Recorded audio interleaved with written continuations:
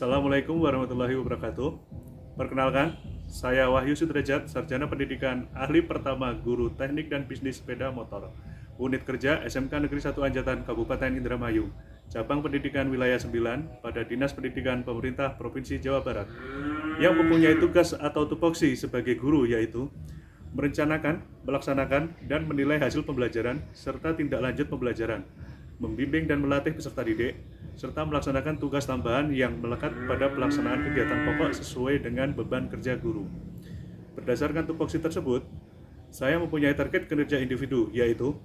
meningkatkan mutu pendidikan di SMK Negeri 1 Anjatan melalui penerapan budaya industri, menciptakan pembelajaran yang interaktif, membuat video-video pembelajaran dalam menunjang kegiatan praktikum, sehingga peserta didik di SMK Negeri 1 Anjatan semakin inovatif, edukatif, dan profesional, serta tercapainya KKM yang sudah ditentukan dan melaksanakan tugas tambahan sebagai wali kelas. Target kinerja tersebut berkontribusi terhadap target kinerja perangkat daerah, yaitu meningkatkan mutu pendidikan tingkat SMK sebanyak 6,51 poin,